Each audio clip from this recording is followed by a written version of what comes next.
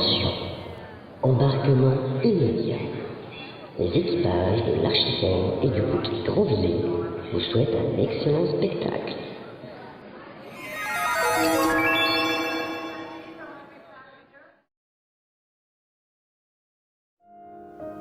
Maurice a 12 ans, moi 10.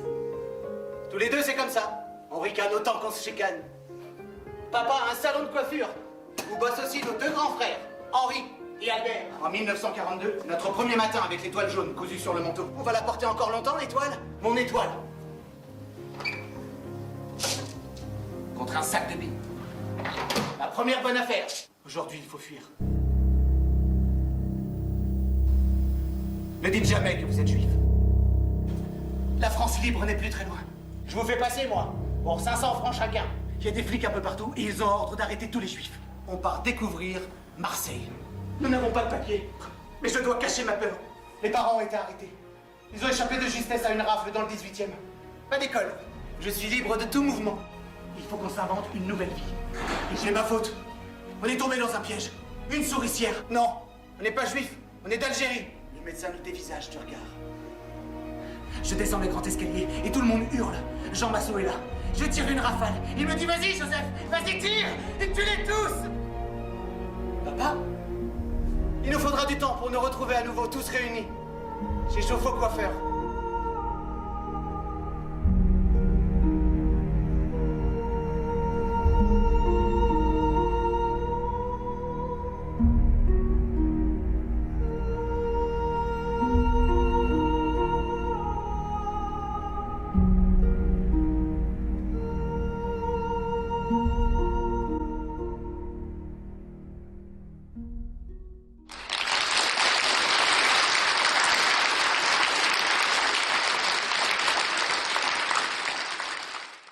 On parle d'un livre qui a un énorme best-seller, c'est 20 millions d'exemplaires vendus dans le monde, traduits dans 18 langues, vendus dans plus de 22 pays si mes renseignements sont bons. Ouais, je crois que c'est ça, 25. 2 films ont été faits à partir de ce livre-là. Un film qui a été fait par Jacques Doyon dans 85, je crois. 85, c'est ça.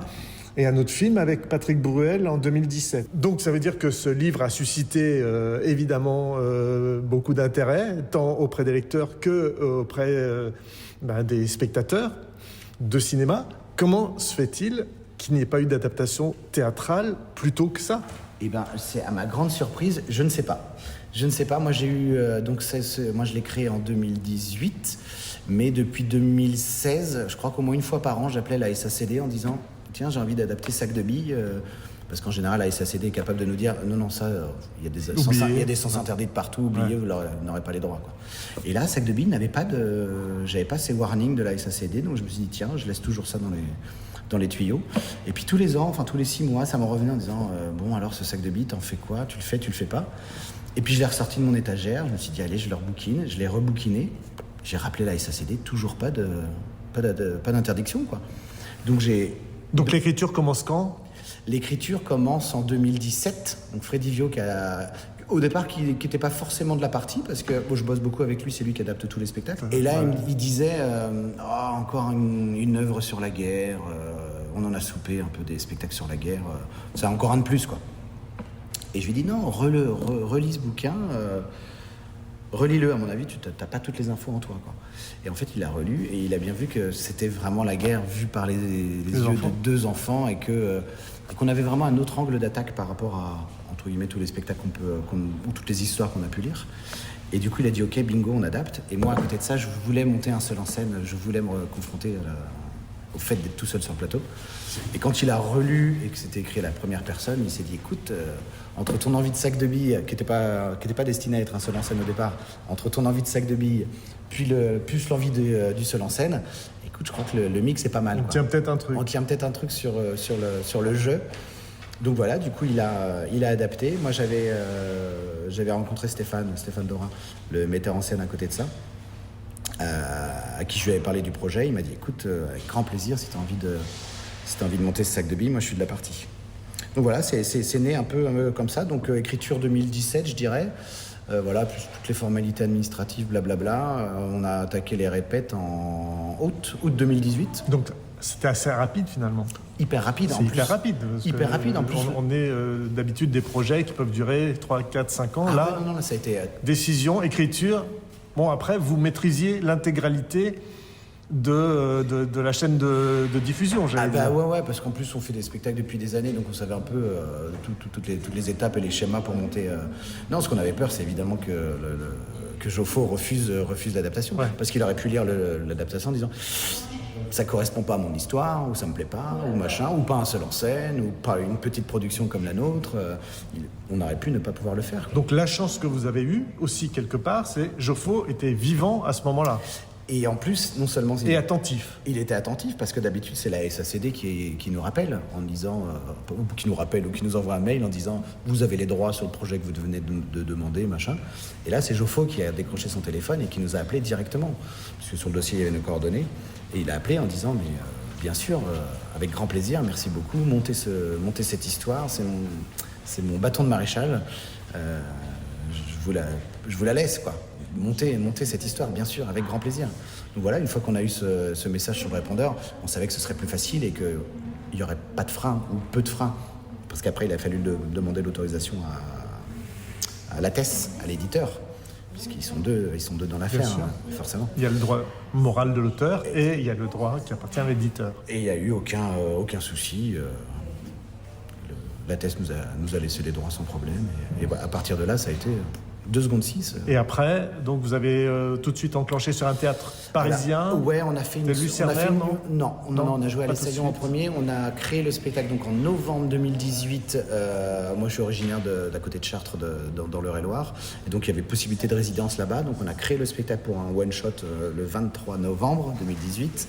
Il est sorti de là le 23 novembre. Et après, on a attaqué une session parisienne en janvier. Donc, il est resté un mois... comme ça, le temps d'eux. Donc le 23 novembre, vous avez commencé dans la région de Chartres. Là, vous avez fait votre résidence. Ouais. Joffo était encore... un petit peu avant, puisqu'on a fait le spectacle est né le 23 novembre. Donc on a commencé les répètes un peu avant. D'accord, mais le spectacle a été joué la première fois le 23 novembre en fin de résidence. Joffo était encore vivant. Tout à fait. Il est mort 15 jours après. Il est mort 15 jours après. Et surtout qu'il nous avait dit évidemment... c'est ce qu'il... Je viendrai à Paris. Évidemment. Donc 15 jours après, il décède. Et donc c'est un peu... Et pour le coup, autant j'étais hyper fier de pouvoir continuer à raconter cette histoire. Et en 2 secondes 6, quand j'ai appris son décès, et le fait qu'il ne puisse pas voir le spectacle, je me suis dit, ça vaut même plus le coup, quoi. J'avais presque plus envie de le jouer. C'était presque une espèce de... Il fallait qu'il le voie. Enfin, c'était aussi pas pour lui que je le montais, mais maintenant qu'on avait eu toute cette connexion avec lui au moment de la création et des droits administratifs, tout ça, ça devenait tellement presque entre lui et moi que je me suis dit, il faut qu'il le voie, ce spectacle. Et quand on a appris son décès, je me suis dit, mais il le verra jamais, à quoi bon, en fait? Ça sert à rien, j'avais plus envie. Il reste quand même la famille. Et après, il restait la famille, et puis après, bon, c'était peut-être aussi juste pas le choc, parce que on se connaissait pas plus que ça non plus, mais juste là, un peu presque peut-être l'ego de dire, mais putain, il verra pas ce spectacle, quoi.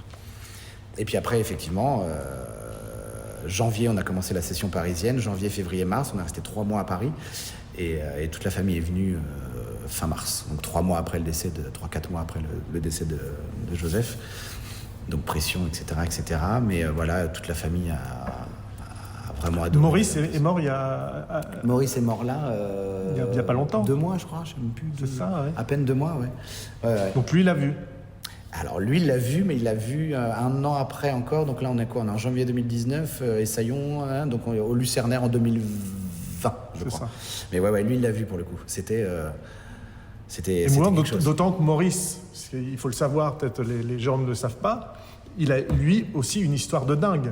C'est-à-dire que ils sont restés coiffeurs, c'est-à-dire que Joseph et Maurice sont restés coiffeurs toute leur vie, comme leur père. Tout à fait. Il n'était pas du tout écrivain, même s'il a écrit d'autres livres. Ouais. Mais Maurice est tombé en 85 pour trafic de diamants. Il était un des plus gros trafiquants de diamants de la place de Paris. Ouais, exactement. Et il est tombé et il est allé en prison. Ouais, exactement. Ouais. Donc il a échappé à tout pendant la guerre, mais il a réussi à se faire coincer quand même pour autre chose après. Ouais, exactement. Ben, c'est marrant parce qu'il me l'a raconté aussi.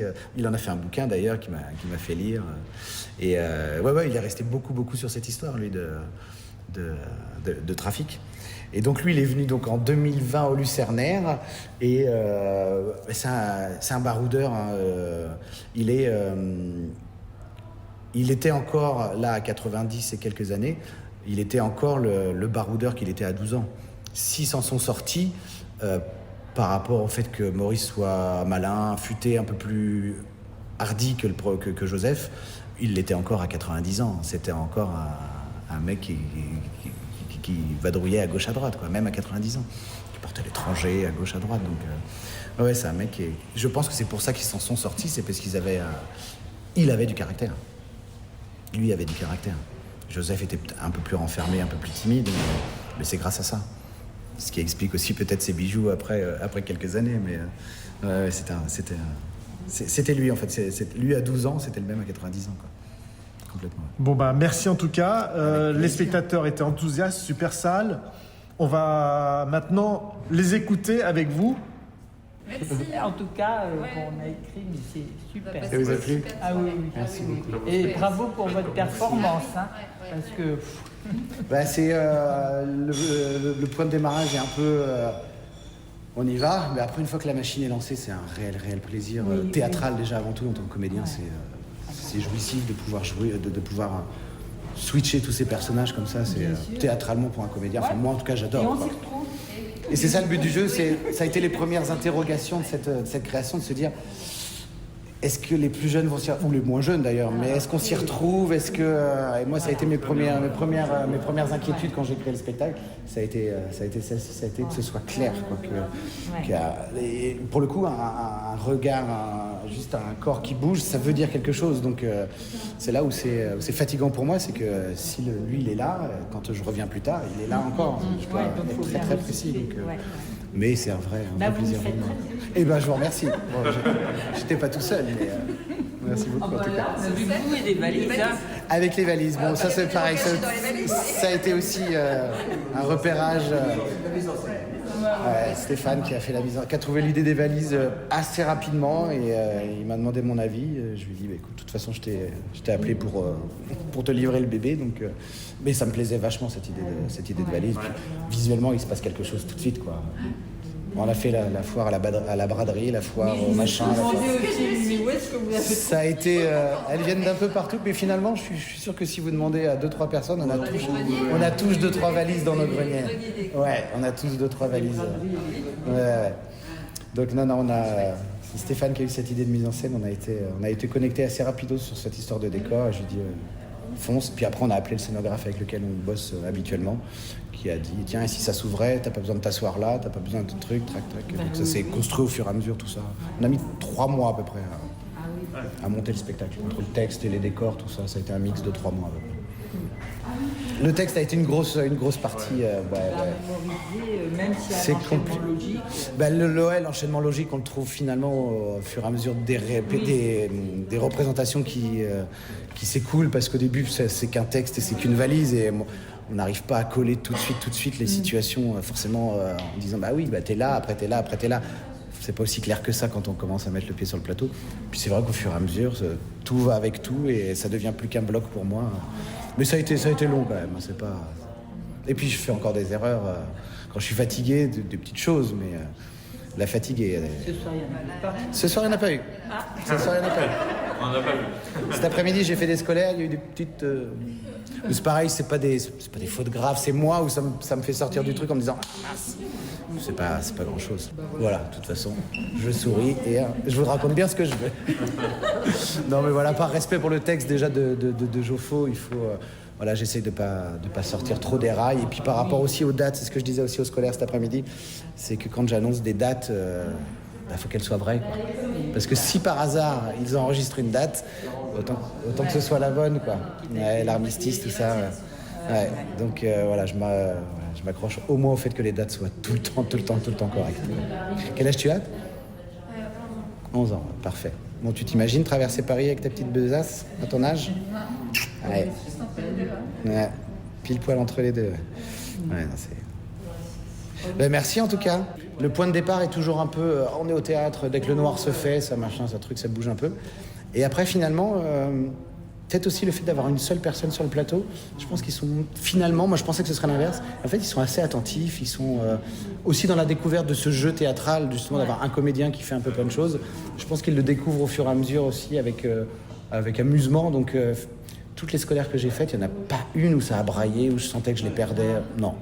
Donc non, je crois qu'ils sont vraiment intéressés, en plus d'entendre des faits réels comme ça, sous une autre approche un peu plus ludique qu'un cours d'histoire G. Donc non, ils sont plutôt assez cool.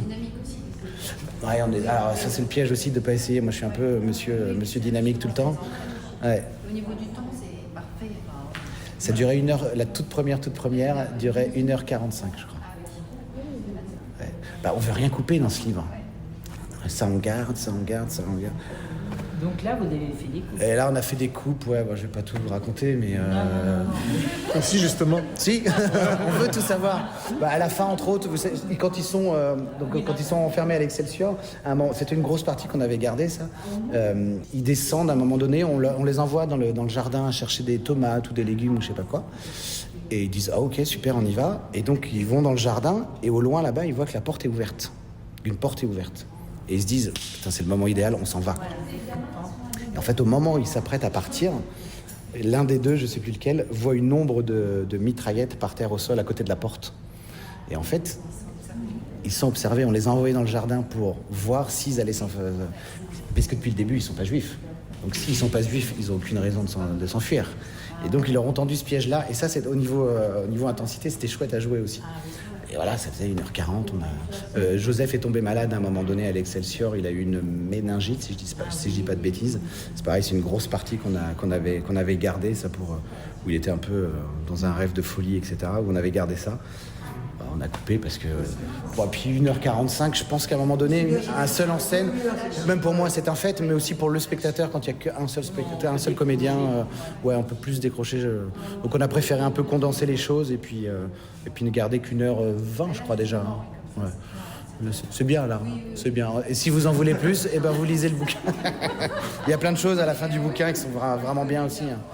Mais bon, dramaturgiquement, ils se reposaient après quand ils partent à Rumilly, là, où ils ont un peu plus un quotidien qui est installé, machin. Théâtralement, on se serait retombé, on se serait installé dans une espèce de quotidienneté un peu. Donc c'est pour ça qu'on a décidé d'arrêter à la sortie de l'Excelsior, qui est un peu un point culminant. Et on a quand même évoqué la mort du père à la fin pour. C'est quand même pas un passage anodin. Donc on a gardé ça aussi. Donc voilà, ça faisait 1h45, je crois.